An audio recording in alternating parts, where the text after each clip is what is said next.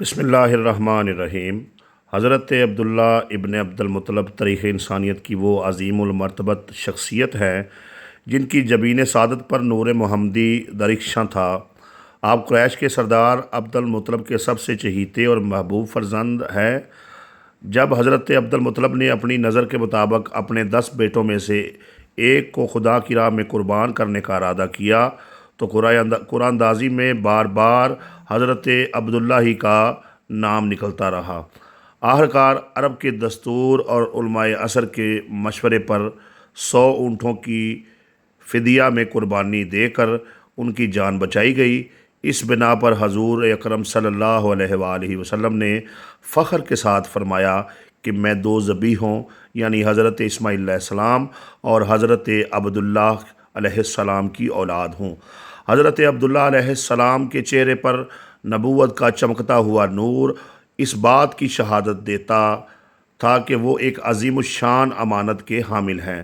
حضرت عبداللہ کا عقد عالی وقار قریش کی معزز اور پاک دامن خاتون حضرت سیدہ آمنہ بنت وہب سے ہوا۔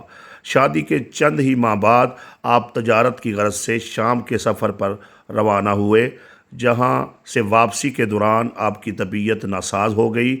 آپ نے مدینہ منورہ یعنی اس وقت کے یثرب میں اپنے نانا کی قوم بنی نجار کے ہاں دارالنابغہ میں قیام فرمایا۔ بیماری کی طوالت کے باعث آپ کا وہیں انتقال ہو گیا اور آپ کو دارالنابغہ کے صحن میں سپرد خاک کر دیا گیا۔ اس کے بعد نبی کریم صلی اللہ علیہ وآلہ وسلم کی ولادت مبارکہ ہوئی، اور جب جناب عبداللہ علیہ السلام کا دنیا سے جانے کی خبر جو ہے جناب سیدہ آمنہ صلوات اللہ علیہ کو پہنچی تو وہ بہت غمگین ہوئیں۔ جب نبی کریم صلی اللہ علیہ وآلہ وسلم کی ظاہری عمر مبارک 6 برس ہوئی تو حضرت سیدہ آمنہ اپنے نور نظر کو اپنے مرحوم شوہر حضرت عبداللہ علیہ السلام کی قبر مبارک کی زیارت کے لیے مدینہ منورہ لے گئیں۔ اس سفر میں آپ کی وفادار کنیز ام ایمن بھی آپ کے ہمراہ تھیں۔ حضور پاک صلی اللہ علیہ وآلہ وسلم نے 1 ماہ تک روزانہ اپنے والد گرامی جناب عبداللہ علیہ السلام کی قبر مبارک پر حاضری دی، اور واپسی کے سفر کے دوران مقام ابوا پر حضرت سیدہ آمنہ صلوات اللہ علیہ کی طبیعت ناساز ہو گئی، وہیں ان کا انتقال ہوا۔ یوں سرور کائنات ظاہری طور پر والدین کے سایہ شفقت سے محروم ہو گئے۔ زمانے کی گردش کے ساتھ جب مدینہ منورہ میں توسیع اور تعمیرات کا سلسلہ شروع ہوا تو دارالنابغہ کے مقام میں تعمیر و تبدیلی کی ضرورت پیش آئی، تو حضرت عبداللہ کے جسد اطہر کو وہاں سے منتقل کرنے کا فیصلہ کیا گیا۔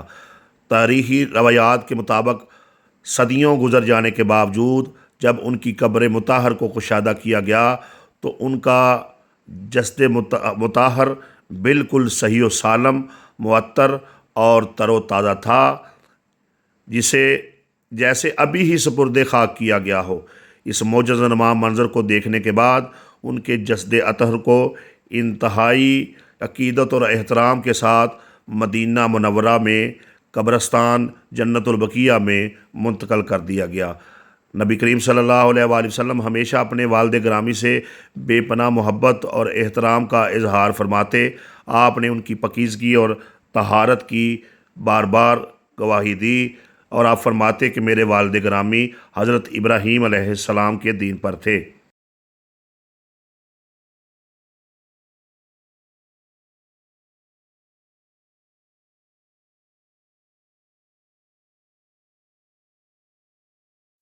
امام جعفر صادق علیہ السلام کا واضح فرمان موجود ہے۔ آپ فرماتے ہیں ہمارے جد حضرت عبداللہ علیہ السلام اور سیدہ آمنہ صلوات اللہ علیہ کو اللہ تعالیٰ نے شرک کی آلودگی سے پاک رکھا۔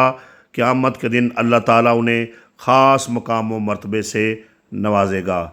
اور یاد رہے جناب عبداللہ علیہ السلام کی قبر مبارک جو ہے دارالنابغہ کا مقام آج جو ہے وہ مسجد النبوی کی جو دروازہ نمبر 6 ہے اور جو دروازہ نمبر 8 ہے اس کے درمیان کا مقام دارالنابغہ بنتا ہے، جہاں پر جناب عبداللہ علیہ السلام کی قبر مطہر تھی، جسے 1978 میں جو ہے حرم کی توسیع کے دوران وہاں سے آپ کے جسد اطہر کو جنت البقیہ میں جو ہے وہ منتقل کر دیا گیا تھا۔ کروڑوں درود و سلام ہوں نبی کریم صلی اللہ علیہ وآلہ وسلم کی والدہ سیدہ طیبہ و طاہرہ جناب آمینہ صلوات اللہ علیہ پر، اور آپ کے والد گرامی جناب عبداللہ علیہ السلام پر۔